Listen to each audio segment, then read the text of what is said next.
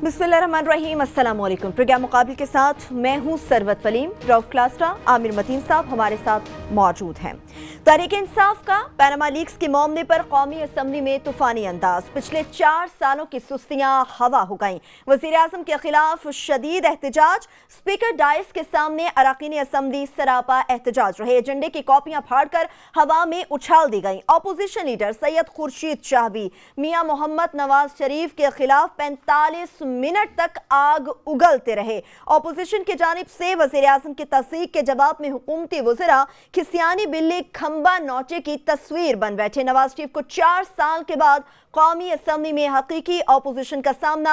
शाह महमूद कुरैशी की बकौल असम्बली में तहरीक इंसाफ के इब्तदाए इश्क ने नवाज शरीफ हुकूमत की इंतहा कर डाली। क्या इमरान खान असम्बली फ्लोर को हकीकी अंदाज में इस्तेमाल करने का गुर सीख चुके? क्या तहरीक इंसाफ की जारहाना अपोजिशन ने पीपल्स पार्टी को असम्बली में खुड्डे नाइन लगा दिया? आंखों देखी कहानी। क्लासेस साहब वहीं पर मौजूद थे, इनसे सुनेंगे। और दूसरी जानिब प्रोग्राम के आखिरी हिस्से में आपको बताएंगे कि पाकिस्तान की खारजा पॉलिसी जमीन पर आ गिरी। दूसरी जानिब दुनिया भर में फैले हुए वजारत खारजा के बाबुओं पर 26 अरब रुपए खर्च किए गए।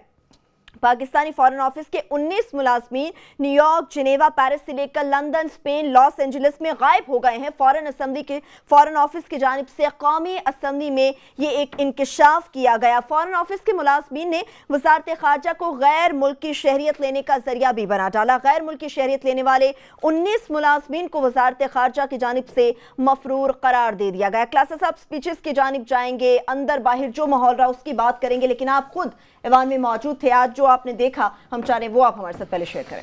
मेरे लिए बड़ा मुश्किल हो रहा है कि पहले खुर्शीद शाह साहब की तकरीर की तारीफ़ की जाए। वो कहते हैं भगो भगो के मारने वाला हिसाब, या जिस तरह आज PTI ने, आपको पता है मैं वैसे तो उनका हमारे मुल्तानी पीर जो हैं शाह महमूद कुरैशी साहब, उनका बड़ा नाक़िद हूँ, लेकिन जो मैंने रात रिक्वेस्ट की थी ना ज़रा पहाड़ से नीचे आ जाएं, तो आज वो उतर नीचे आ गए। रिक्वेस्ट मान ली आपकी? मैं नहीं कह रहा मेरी मान ली, लेकिन अगर सैनिटी प्रिवेल्ड। और आज शाह महमूद कुरैशी साहब ने, मेरा ख्याल है उन्होंने बेहतर तरीके से उन्होंने कौमी असम्बली में उन्होंने एहतजाज किया है। और आई मस्ट से मुझे बड़े अरसे बाद जो लास्ट मुझे इस तरह के प्रोटेस्ट याद आ रहे हैं, आई होप कि हमारे पास उस तरह के क्लिप भी होंगे, वो जनरल मुशर्रफ के दौर में होते थे, जब यहाँ पे पीपल्स पार्टी और नवाज लीग जो है ये इकट्ठे थे और ये जनरल मुशर्रफ के खिलाफ, LFO के खिलाफ एहतजाज करते थे और इसी तरीके का पावरफुल करते थे।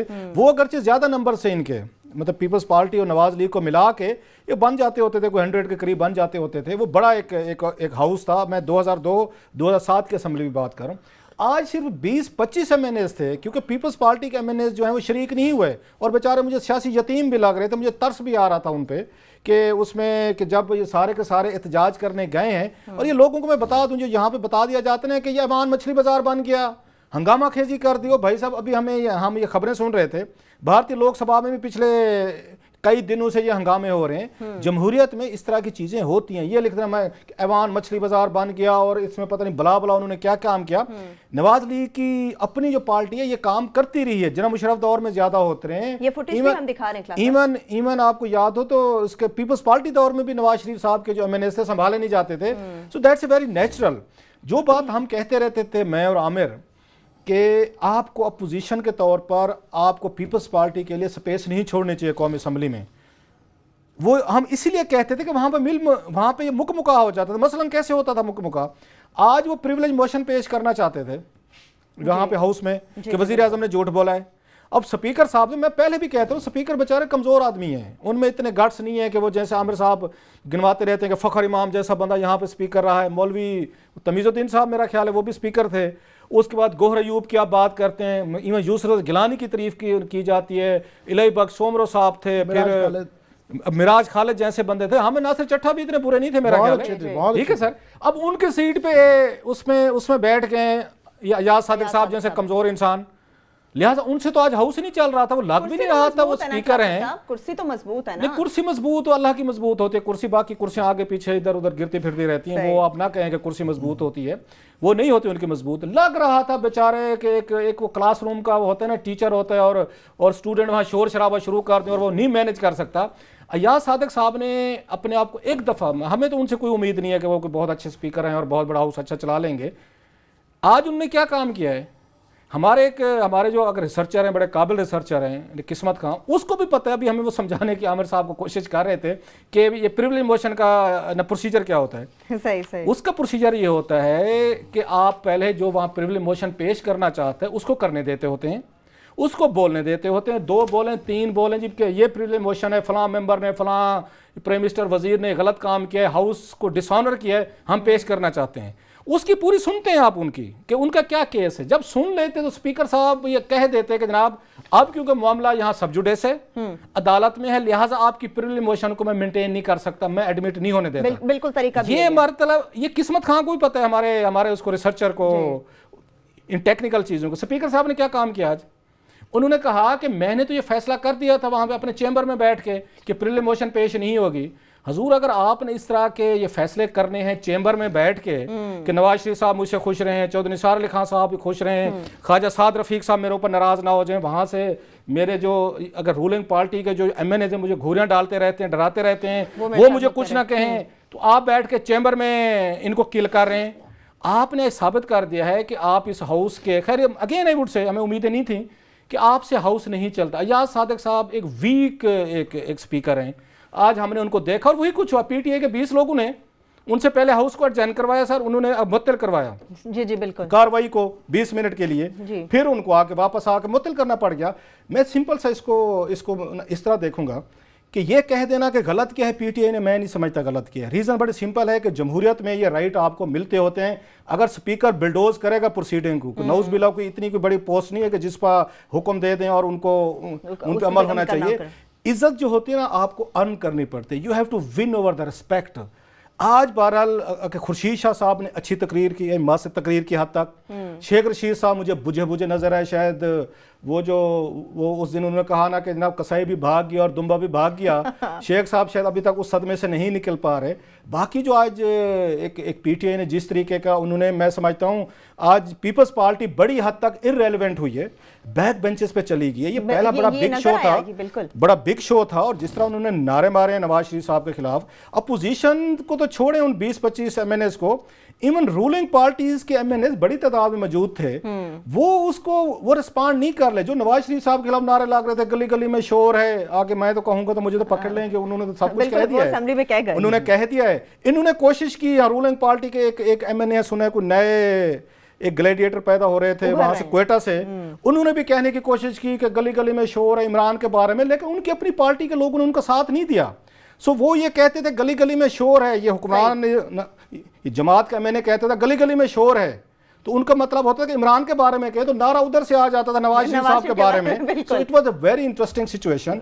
बहरहाल मेरा ख्याल है, मुख्तसरन एक लंबी बात हो सकती है इस पे, कि अच्छी तकरीर की खुर्शीद शाह ने, बेहतर तकरीर थी और बड़ा टेक्निकल उन्होंने मतलब भगो के मारी हैं, लेकिन अपने 20-25 MNAs के साथ ये मजबूर कर देना स्पीकर को कि आप बिल्डोज कर रहे हैं, अगर आप हमें ये वजीर आजम के खिलाफ प्रिविलेज मोशन नहीं आने देंगे हाउस को डिसऑनर करने में, तो प्रोसीडिंग हम नहीं चलने जाएंगे। It's a very democratic. मास से पहले मैं ये बता दूं कि लोग इसको गलत तरीके से ना देखें। जमहूरियत में चीजें होती हैं, अगर हाउस को बिल्डोज करने की कोशिश की जाएगी, अपोजिशन इस तरह के रिएक्ट करती है, नवाज शरीफ साहब की पार्टी भी इस तरह के रिएक्ट करती रहती है। बहरहाल आज का दिन मास से ये PTI के अरकान, उनकी स्ट्रेटजी और उनकी मेरा ख्याल हौसले के नाम रहा। बिल्कुल, आज के सेशन की बात आमिर साहब आपसे करेंगे, खुर्शीद शाह साहब की तकरीर के ऊपर तो हम जाएंगे, लेकिन आपको भी नजर आ रहा है जो आज मेन हेडलाइन चलती रही कि जी ऐवान मछली बाजार बन गया, आप समझते हैं ये मुनासिब लफ्ज था या फिर ये कहा जाए कि आज वाकई हकीकी ऑपोजिशन हमने देखी है? मछली बाजार की तो बातें ये है कि आज जो कुछ हो रहा था इससे बहुत ज्यादा बुरा हर पार्टी करती रही है। यहाँ गो बाबा गो हुआ, गो लगारी गो हुआ, गो मुशर्रफ गो हुआ, तो सारी पार्टियां वो करती रही हैं, इसमें कोई नहीं। और बेनज़ीर साहबा का मुझे एक जुमला इस पर याद आता है, उनसे इस दफ़ा शोर बचाने पे एक दफ़ा कहा गया, उन्होंने कहा कि बात यह है ये कब्रिस्तान की खामोशी नहीं होनी चाहिए, जो जिंदा कौमें होती हैं या जिंदा वो एक भरपूर होती है, उनका शोर अच्छा होता है। डेमोक्रेसी का भरपूर शोर वाली डेमोक्रेसी अच्छी है, the silence of the graveyard, ये उनका जुमला था। बाकी आज मैं समझता हूँ कि हमारी पोजीशन विंडिकेट हो गई कि हम ये कहते रहते हैं हमेशा कि PTI जो है ना वो असेंबली में आए फ़र्क पड़ेगा। बाहर सड़क के ऊपर उनको 10 लाख बंदे इकट्ठे करने पड़ते हैं, यहाँ असेंबली में 10 बंदों ने वही इम्पैक्ट क्रिएट कर दिया। क्या सारा टीवी का फोकस वो था। और इसमें क्या कटहरे में कौन है, यहाँ कटहरे में नवाज शरीफ साहब हैं, डिफेंसिव पे हैं, उनको अपनी पोजीशन एक्सप्लेन करनी है, उनको बताना है कि ये जो कुछ हुआ क्या हुआ। बात ये है कि सलमान भट्ट साहब ने प्राइम मिनिस्टर के जो वकील हैं उनको एक बड़ी मुश्किल सिचुएशन में खड़ा कर दिया है। ठीक है, उन्होंने अदालत में ये कह दिया है कि जनाब ये जो इनकी स्पीच थी टीवी पे और पार्लियामान में ये सियासी तकरीर है। आप ब्रेक ले लें, मैं इस पे अपना बिल्कुल। ये जो आपने एक नुक्ता छोड़ा है कि जी उनके वकील की जानिब से कहा गया कि उनकी जो तकरीर पार्लियामेंट में थी वो सियासी थी, इससे मुतालिक और भी बड़े सवालात हैं जो हम जानेंगे और पूछेंगे। एक ब्रेक लेंगे, हमारे साथ रहिए।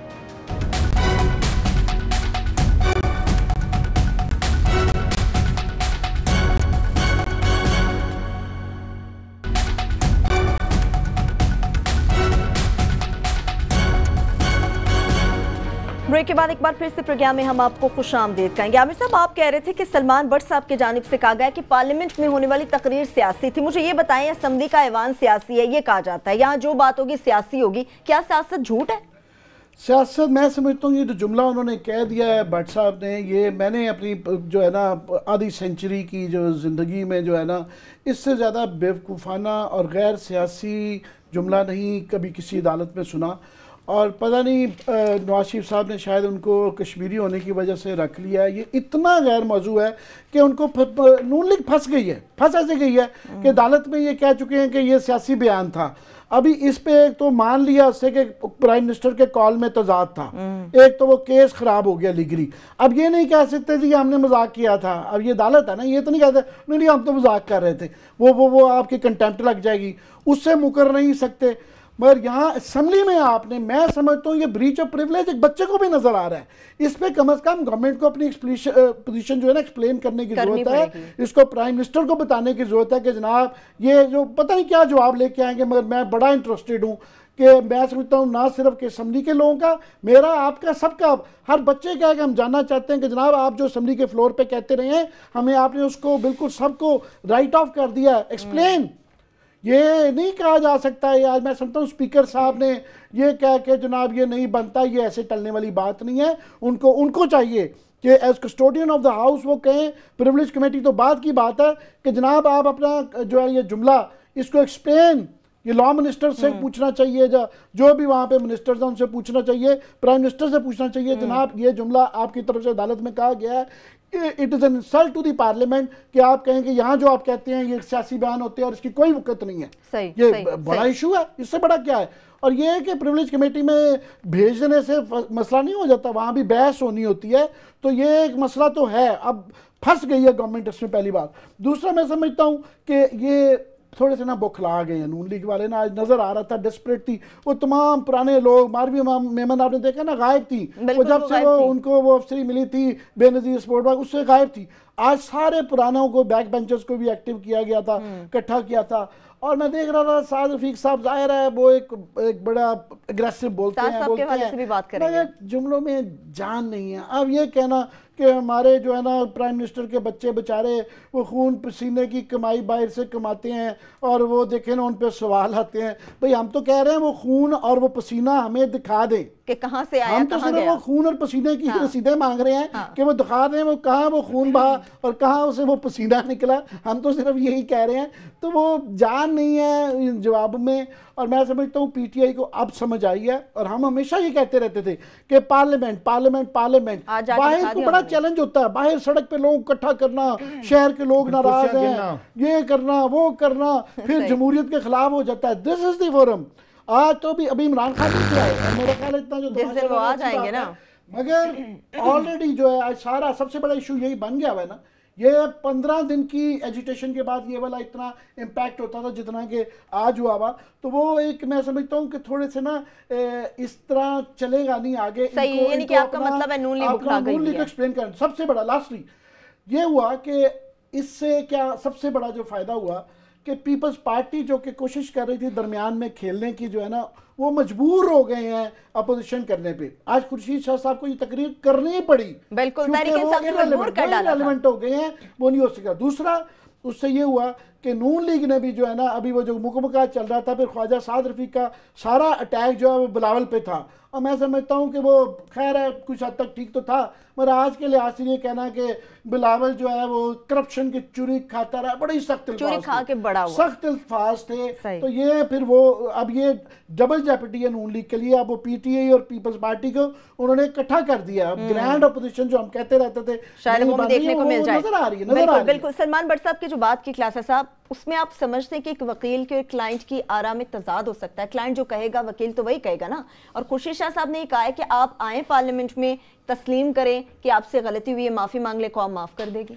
नहीं, प्रिविलेज मोशन मोस्टली होती इसीलिए है कि जिन लोगों के खिलाफ एमएनएस फाइल करते हैं कि फलां ये पुलिस वाले ने मेरा फ़ोन नहीं सुना, फलां ने मेरी उसने उठ के मुझे सलाम नहीं किया, फलां ने मेरा, ये इसी तरह के आते होते हैं प्रिविलेज मोशन। वहाँ पे अफसरान को बुलाया जाते हैं, उनकी 2-4 मिनट ठुकाई करते हैं एमएनएस का, वहाँ पे अपना ईगो मसाज करते हैं, उनकी धुलाई शुलाई होती है, आखिर पे वो अनकंडीशनल माफी मांग लेते हैं, मामला वहाँ ख़त्म हो जाता है। इसमें बड़ी अहम बात की है खुर्शीद शाह साहब ने।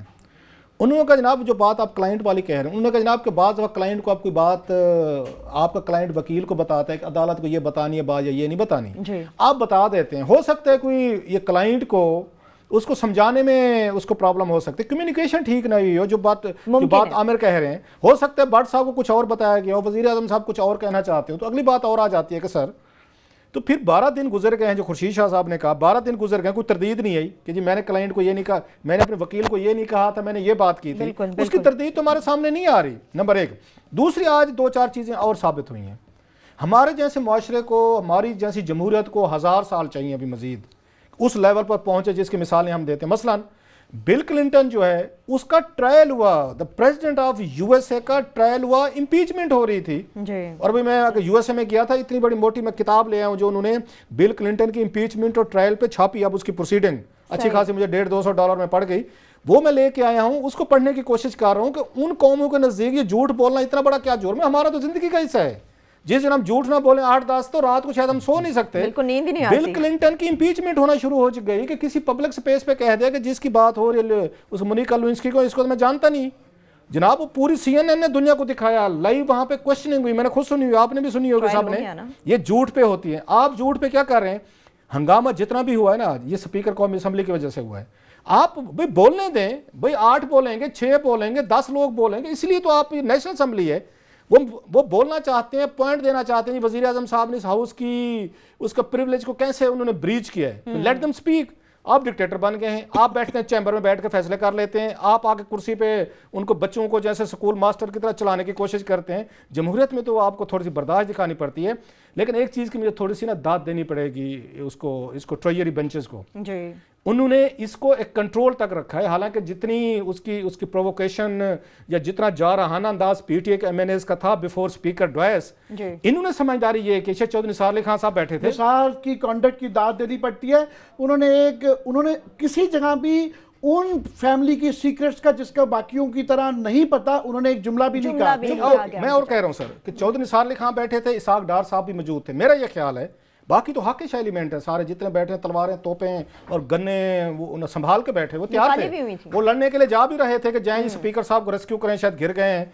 तो मेरा ये ख्याल है, मेरा असेसमेंट है, अंदाजा है कि 2 सीनियर एलिमेंट्स हैं, एक चौधरी निसार अली खान और साथ में इसाक डार बैठे थे, जिन्होंने उनको नहीं जाने दिया। मतलब आबिद शेर अली साहब जाना चाहते थे। अच्छा, आज मैंने ये तो मेरे लिए हैरान कुन बात थी, आपके ये भाई बकौल, आपके बड़े दोस्त, आपके दानियाल अजीज साहब हैं, उन्होंने ज़्यादा कोई आज हिम्मत नहीं दिखाई।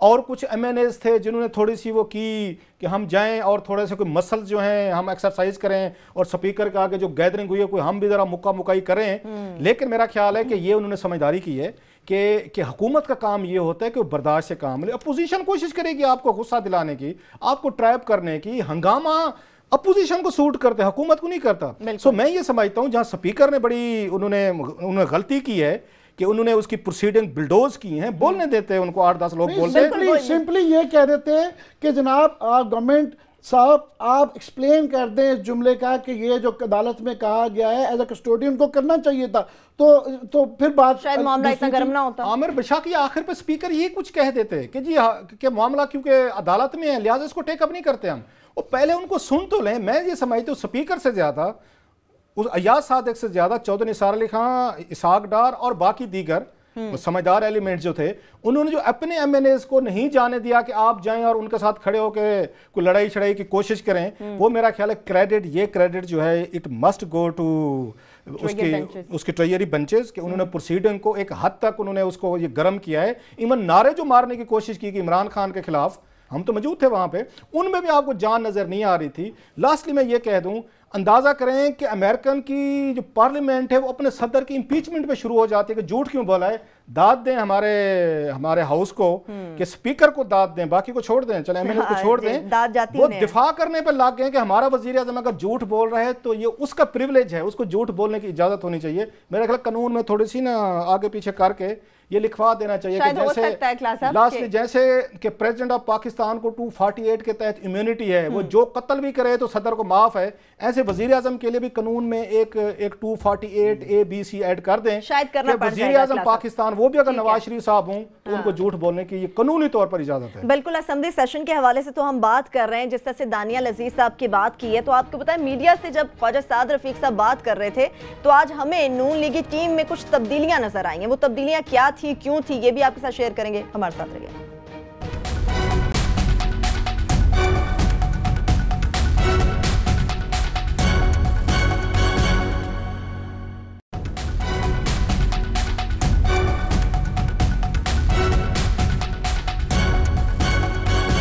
ब्रेक के बाद एक बार फिर से प्रोग्राम में हम आपको खुशामदीद कहेंगे। असेंबली सेशन के हवाले से बात हो रही है। आमिर साहब, जानना ये चाहूंगी आपसे कि तहरीक इस्तेहकाक और तहरीक इल्तवा की कानूनी हैसियत क्या होती है? स्पीकर के पास क्या इख्तियारात मौजूद होते हैं कि वो ये रोक सकें? स्पीकर साहब अगर चाहें तो तहरीक इस्तेहकाक के हवाले से उनका फैसला अल्टीमेटली स्पीकर का होता है, मगर असल होता है कॉन्डक्ट, तरीकाकार कि आप कैसे करते हैं। इतना जब एजिटेटेड माहौल हो, जिस तरह गासा भी बयान कर रहे थे, आप सुनते हैं लोगों को, आप पूरी बात करते हैं, बल्कि कानूनी तौर पे अक्सर में तहरीक इल्तवा के खिलाफ तो ठीक है, ये वाला था कि इस वक्त प्रेसिडेंशियल डिबेट चल रही है, जब सदर की तकरीर के ऊपर बहस हो रही हो तो उस वक्त तहरीक इल्तवा नहीं दी जाती, ये प्रैक्टिस है। मगर तहरीक इस्तेहकाक अगर टालना भी थी तो पहले मौका देते, सुनते। असल में बात यह है कि स्पीकर का जो होता है ना, वो थोड़ा सा वो एक रिस्पेक्ट, एक इज्जत डिमांड करता है और उनकी इस तरह और इज्जत बनाई जाती है।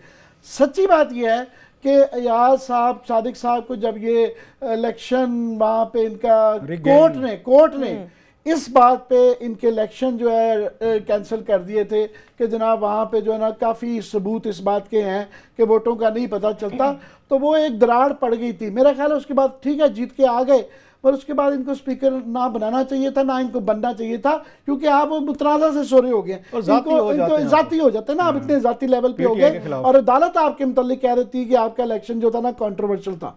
उसके बाद ठीक है, जीत के आ गए, कम वोट हो गए, मगर ये है कि उसके बाद वो नहीं आपकी रिस्पेक्ट का लेवल है, पहली बात।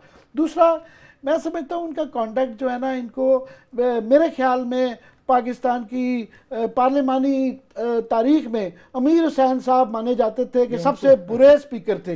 ये क्रेडिट ले सकते हैं कि ये उनको बैलेंस नहीं कर गई, उनसे बहुत आगे जा सही है जो है आगे से मुराद आगे से मुराद है कि उनसे नीचे चले गए हैं, कि ये उनको क्रॉस कर गए हैं। तो अमीर हुसैन साहब जो है ना बड़े आराम से, उसके बाद आए नहीं, आप देखें उसके बाद से वो इलेक्शन जीते ना नजर आए, कभी सुना आपने? वो भी यही काम करते थे कि मुशर्रफ साहब को खुश करने के लिए पीटीआई में जिधर भी हैं आप ये देखें ना, द वेरी फैक्ट है, मुझे ये नहीं पता, किसी ने जिक्र ही नहीं सुना। वो 20-30 साल के सियासतदान इलेक्शन हारे थे, इलेक्शन हारी जा रहे के टिकट पे हारे थे। इलेक्शन हारने से ज्यादा इज्जत हारी थी कि वो क्या करते थे, मुशर्रफ को खुश करने की कोशिश, वो हर चीज बुलडोज की है। ये सारी कॉन्स्टिट्यूशनल अमेंडमेंट है उनके दौर में, बुलडोज।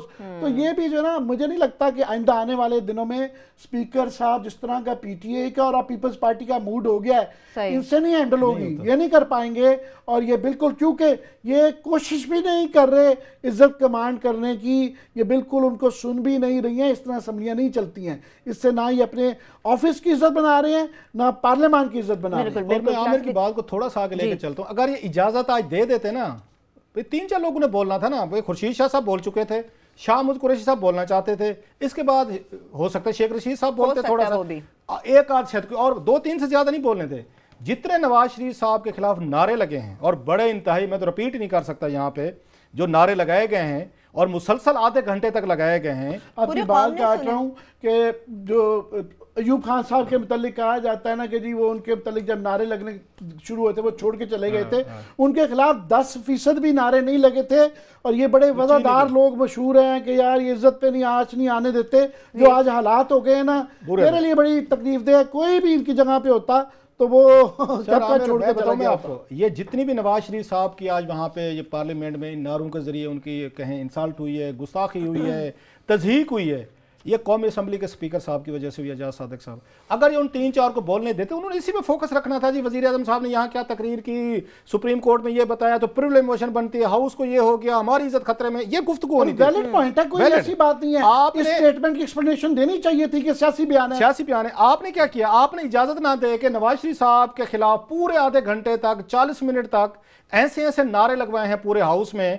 ये क्रेडिट दे स्पीकर साहब को, कोई पुराना गुस्सा उन्होंने निकाला है नवाज शरीफ साहब पे। ये भी तरीका होता है ना, एक तरीका होता है कि अपने से हमदर्दी कर रहे हैं, पता ये चले 40 मिनट तक स्पीकर साहब ने मियां नवाज शरीफ साहब के नारे लगवाए हैं। तो वो क्लोज डोर होती है, पता ही नहीं चलना था किसने क्या किया, और मेजॉरिटी गवर्नमेंट की होती है। वहां इस तरह की गुफ्तगू भी नहीं होती, गुफ्तगू नहीं होती। मैं फिर कह रहा हूँ 3 लोग तकरीर खुर्शीद शाह साहब ने कर ली थी, शाहमूद कुरैशी साहब करते, एक आध शफकत महमूद साहब कर लेते या शेख रशीद कर लेते, और टेक्निकल बात करते कि क्यों एडमिट होने चाहिए। आपने क्या किया, स्पीकर साहब बड़े समझदार माशाल्लाह, बड़ी इज्जत करवाई आज उन्होंने नवाज शरीफ साहब की। उन्होंने कहा नहीं जी मैं तो इजाजत नहीं दे रहा, 40 मिनट तक उन्होंने ऐसे ऐसे नारे मारे, गालियां लाइव चलवाई गई। मैं तो ये भी देखता हूँ ये किसकी साजिश थी, अपने थी मुझे वैसे वो नहीं दिखाते कभी, आज वो गालियां सारी वो लाइव नारे दिखाए गए। अपने पता क्या दिखा रहे थे, वो ये कोशिश कर रहे थे लोगों को दिखाया जाए कि ये देखो जनाब पीटीआई वाले कितने ये गलत लोग हैं, देखे नारे मगा रहे हैं, स्पीकर के डायस के सामने खड़े हुए, मछली बाजार बन गया। भाई मेरे ये आज लोकसभा में भी ये कुछ हुआ है, वहां पे इंडियन पार्लियामेंट में तो यहाँ आपको याद होगा मगरबी पाकिस्तान, मशरकी पाकिस्तान में था मेरा ख्याल है,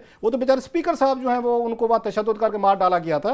ये वाकयात है, दुनिया की तारीख में पार्लियामेंट के अंदर लड़ाइयां हो जाती होती हैं, बिल्कुल ये होती हैं चीजें, प्रेसिडेंट है। मैं सिंपल ये कह रहा हूं, अगर ये आज वहां पे आधा घंटा जो इन्होंने नवाज शरीफ साहब के खिलाफ नारे लगवाए हैं स्पीकर साहब के उस हुक्म की वजह से, उनको इजाजत दे दे तो ये चीजें नहीं आनी थी।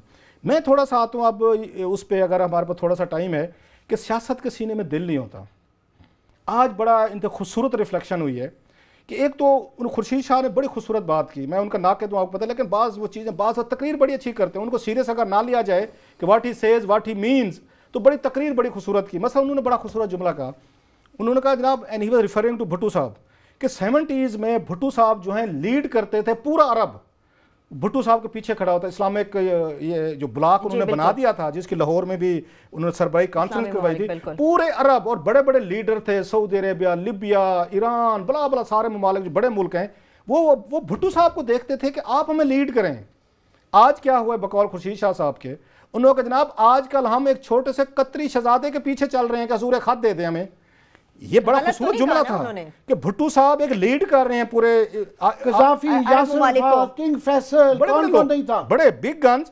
आज एक शहजादा जो कतरी शहजादा एक खत लेने के लिए जनाब हम कतर इस्लामाबाद से जितना ही एरिया है इतना है। एक चीज दूसरी जो आज मेरा ख्याल है बात उन्होंने की ना, सियासत के सीने में दिल नहीं होता, मैं कहूँगा बिलावल के खिलाफ जिस तरह की कही गई ना कि हराम की चू, इससे पहले राना तनवीर का बयान आप लोगों ने सुना, दैट वाज मोर लीथल, जो मैं खबरें सुन रहा था, उसने बिलावल पे ज़्यादा अटैक किए हैं। आप कुछ भी कहें पीपल्स पार्टी को, बेनज़ीर भुट्टो की वजह से नवाज शरीफ साहब की वापसी हुई थी सर पाकिस्तान, ये मैं बता रहा हूँ आपको। आई वाज इन लंदन में था, मान ही नहीं रहे थे, बेनज़ीर ने कन्विंस किया, बड़ी लंबी गुफ्तगू और बेनज़ीर भुट्टो ने वापस आके बयान दिए थे कि नवाज शरीफ साहब को वापस आने दें। बेनज़ीर भुट्टो वापस हैं, जिससे जनाब मुशर्रफ नाराज हुए थे कि जनाब आपने मुझसे डील की थी कि अगर आप इलेक्शन के बाद हैं, बीबी कहती मैं पहले हूं, और जो ही बेनज़ीर भुट्टो वापस हैं, सऊदीज ने उनके अंगूठा रख दिया था मुशर्रफ को कि अब नवाज शरीफ साहब को वापस आने दो। बीबी एनआरओ ना करती तो नवाज शरीफ साहब वापस नहीं आ सकते थे, नंबर 1। नंबर 2, आपको याद होगा इसी बीबी को इन्होंने यहाँ पे उस वक्त मलिक कयूम के जरिए सजाएं दिलवाई थी, इन्होंने सैफुर रहमान के जरिए सजाएं दी थी, जिनकी टैपिंग हुई थी, गुफ्तगू पकड़ी गई थी,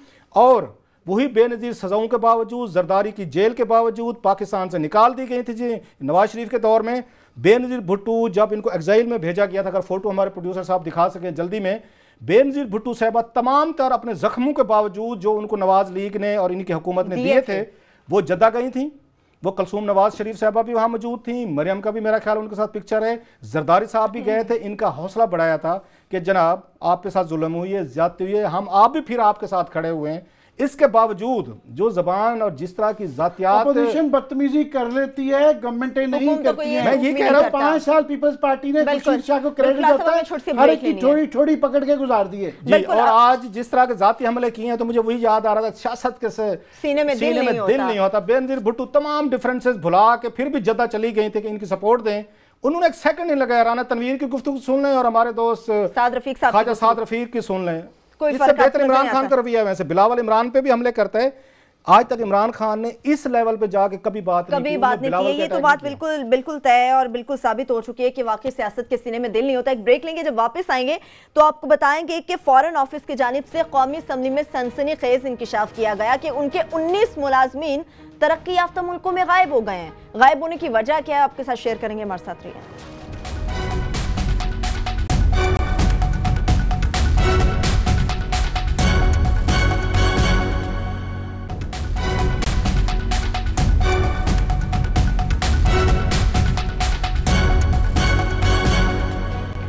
ब्रेक के बाद एक बार फिर से प्रोग्राम में हम आपको खुशामदीद कहेंगे। फॉरेन ऑफिस से मुतालिक बात करने जा रहे हैं। क्लासेस साहब, 19 बंदे गायब हो जाते हैं, पता तो कराते ही होंगे कहाँ गए हैं। ये छोटी खबर नहीं है, अगरचे इस मुल्क में कोई खबर रह नहीं गई। जब इस मुल्क के वज़ीर आज़म, माजी के सदर, वज़ीर आज़मों पे स्कैंडल चल रहे हों, केसेस चल रहे हों, फिर ये छोटी खबरें हो जाती हैं। लेकिन क्या करें, बाज़ दफ़ा इनकी इंपॉर्टेंस देखें कि आज एक कौमी असम्बली में एक रिपोर्ट पेश हुई है, मैं आपके साथ शेयर करना चाहता हूँ। 2 बल्कि रिपोर्टें थीं।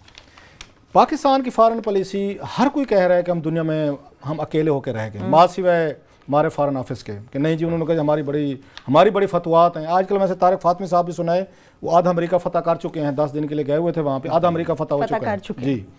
आज ये पता चला है इसी फॉरेन ऑफिस पे जिनके बाबूज संभाले नहीं जाते किसी से, 3 सालों में दुनिया भर में जो हमारे फैले हुए हैं, 2 रिपोर्ट्स पेश हुई, मैं दोनों का थोड़ा सा जिस्ट देता हूँ। 3 सालों में इन हमारे बाबूज ने ये मुल्क जो $70 अरब से ज़्यादा का मकरूज है और अगले 1-1.5 सालों में ये प्रोजेक्शन है कि $90 अरब से ज़्यादा चले जाएंगे और तकरीबन 60% बजट जो है अब हमारा वो आपके कर्जों को उतारने पे लग रहा है। उस वक्त हमारा जो फॉरेन ऑफिस के बाबूज हैं दुनिया भर में जो फैले हुए हैं, वो पिछले 3 सालों में वो 26 अरब रुपए खर्च कर चुके हैं। 26 अरब रुपए 3 सालों में जी, 3 सालों में 26 अरब रुपए।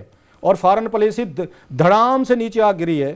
भाई अगर जाके तारिक फातमी ने ही पूरा अमेरिका फतह करना है और 10 दिन वहाँ पे रहना है, तो फिर बाकी जो वहाँ पे इतना बड़ा हमने वहाँ पे इतना स्टाफ रखा हुआ है, एम्बेसडर हैं, दीगर लोग हैं, बला सैकड़ों की तादाद में हैं, उनके ज़रा पढ़ें। उनकी बच्चों की सब्सिडी के लिए बच्चों की सब्सिडी के लिए 1.5 अरब रुपया खर्च हुआ है। जो फॉरेन ऑफिस के बाबूज हैं, इनके बच्चे जो पढ़ते हैं, 1.5 अरब रुपया इनके लिए खर्च हुआ है सर आमिर साहब। और प्लॉट चाहिए स्कूलों के लिए, और सब्सिडी चाहिए, और फैसल मुश्ताक चाहिए, के लिए लड़ाई लड़ते रहते हैं, और फैसल मुश्ताक चाहिए, और इनको पफवा चाहिए, एक लंबी कहानी है, एनजीओ चाहिए, बात करेंगे उस पे करेंगे सर। 3 सालों में ये 26 अरब रुपए ये इन्होंने फूंक दिए सर फॉरेन पॉलिसी के लिए। हमारे ग्लेडिएटर तारिक फातमी साहब वो अमेरिका गए हैं 10 दिन के लिए। तो ऐसे आप कह रहे हैं सिर्फ क्रिस्टोफर कोलंबस ही बना 10 दिन में फतह कर लिया आधा अमेरिका। अच्छा माशाल्लाह, क्योंकि उनके तारिक फातमी साहब के बच्चे अमेरिकन सिटीजन है, लिहाजा 10 दिन का ये भी फायदा है कि बच्चों से भी मिल लेंगे।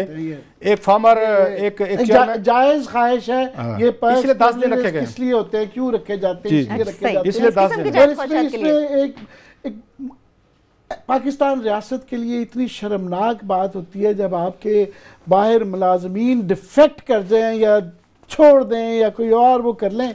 बात ये है, इतनी मेहनत करती हैं, इतनी एजेंसियां रखी होती हैं, इतनी क्लियरेंसेज होती हैं, आपको मुझे क्लियरेंस लेनी पड़ जाए, छोटी सी भी जो है एनओसी नहीं मिलती है। बिल्कुल। ये क्लियरेंस करके बंदे भेजते हैं। और किसी मुल्क के लिए मैं कहता हूँ इतनी शर्मनाक बात है, उसके ऑनर के लिए, इज्जत के लिए, कि जनाब वो वहाँ बंदे भेजें और वो जो है ना गायब हो जाएं। अच्छा। और इसमें आपकी मैं ख़तरनाक बात इसमें क्लास साहब ये है कि मेरी इतला ये है कि इसमें से कुछ लोग जो हैं वो हमारी एजेंसियों के, इंटेलिजेंस के लोग भी हैं। अच्छा। वो पता नहीं वहाँ पे ये लोग किसके लिए काम कर रहे थे, किस मकसद के थ्रू ये जब ये एम्बेसीज में काम कर रहे थे तो ये किस उसके लिए कर रहे थे, ये उससे ज्यादा खतरनाक है। अभी और 1-2 और चीजें बड़ी मजे की हैं। मुझे याद आ रहा है, एक हमारे साबिक एक चेयरमैन थे, बहुत अरसा पहले की बात है, सेनेट के, उनका बरखुरदार पढ़ते थे लंदन में।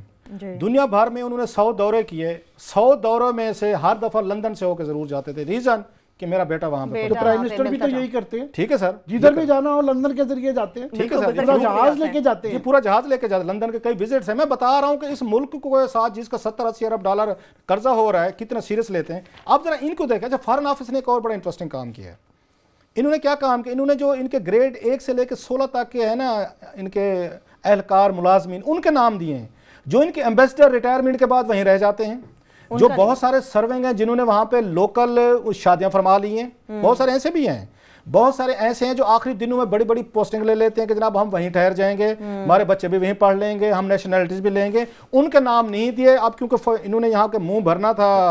एक सवाल आ गया था कौमी असम्बली में, लिहाजा भर दिया है। अच्छा, ये मजे की बात है कि किन किन मुल्कों से गायब हुआ। नाइजीरिया से कोई गायब नहीं हुआ, कोई कांगो से कोई गायब नहीं हुआ। एड्स लेनी है, कांगो वायरस नहीं, वो बता रहा हूँ, वहां से गायब नहीं, कहाँ से गायब हुए हैं। जो वाशिंगटन एम्बेसी में हमारे वहां पे थे स्टेनोग्राफर थे, वो गायब हो गए।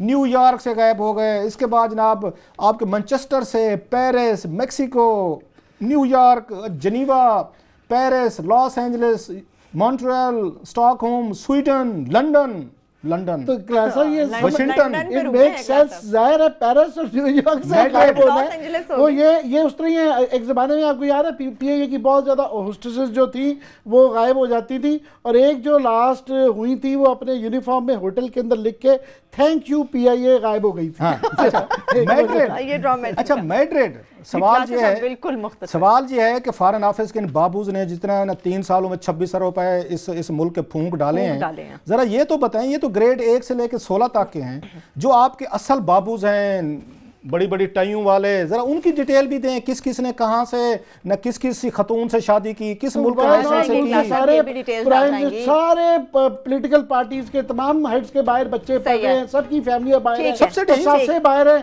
तो वाई नॉट गवर्नमेंट ऑफिशियल्स। ठीक है, तो सारे यहाँ पर हमें छोड़ के वहां से आए मफरूर का वर्ड बेहतर है। बिल्कुल, ये 19 मुलाजमीन गायब नहीं हुए, जरा तस्वीर आपकी भी कर दें कि ये मफरूर हो गए। इसके साथ ही प्रोग्राम अपने इख्तिताम को पहुंचता है। अपना बहुत सा ख्याल रखिए, खुदा हाफिज़।